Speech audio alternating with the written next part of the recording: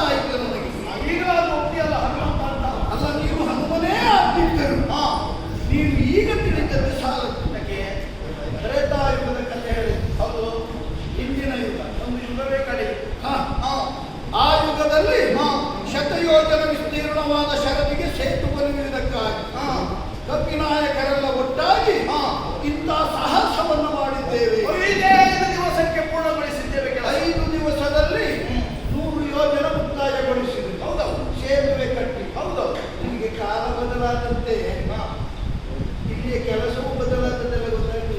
ಏನೇ ಹೇಳಿ, ಎಷ್ಟೇ ಕಾಲ ಬದಲಾದ ಮೊದಲಿದ್ದವರದ್ದು ಮಾಡಲಿಕ್ಕೆ ಅನುಕೂಲ ಮಾಡಲಿಕ್ಕೆ ಮೊದಲಿದ್ದವರದ್ದು ಮಾಡಬೇಕು ಅಂತೇನೂ ಇಲ್ಲ, ಹಾಗೆ ಆಗಬೇಕು ಅಂದರೂ ಈ ಯುಗದಲ್ಲಿ ಆಗುವುದಿಲ್ಲ. ಅದಕ್ಕೆ ಕಾರಣ ಜನರ ಸಮಸ್ಯೆ. ಯಾವ ಕೆಲಸ ಮಾಡುವುದಕ್ಕೂ ಜನ ಸಿಗುವುದಿಲ್ಲ. ಮೊದಲೆಲ್ಲ ಕೆಲಸಕ್ಕೆ ಮಕ್ಕಳು ಸಿಗ್ತಾ ಇತ್ತು. ಅದೇ ನಿಮ್ಮಂತ ಹೇಳಿದೆಲ್ಲ 70 ಆ ಕಾಲದಲ್ಲಿ ಮನುಷ್ಯರು ಒಳ್ಳೆಯವರಾಗಿಲ್ಲ. ಈಗ ಸಿಗುವುದಿಲ್ಲ. ಅಲ್ಲ, ಮನುಷ್ಯರು ಒಳ್ಳೆಯವರಾಗಿದ್ದಾರೆ, ಈಗಲೂ ಒಳ್ಳೆಯವರಿದ್ದಾರೆ. ಆದ್ರೆ ಒಂದು ರಾಮನಿಗೆ ಕಪಿನಾಯಕರ ಸಹಾಯ ಸಿಕ್ಕಿ ಶರದಿಗೆ ಸೇತುವನ್ನು ಬಲಿದ. ಅದಕ್ಕಾಗಿ ನೀವೆಲ್ಲ ಶ್ರಮಿಸಿದವರು, ಕಲ್ಲು ಮರ ಪರ್ವತವನ್ನು ಹೊತ್ತು ಸೇತುವಂತ ಮಾಡಿದವರು. ಹೌದವರು, ಇಷ್ಟೇ ಆದ್ರೂ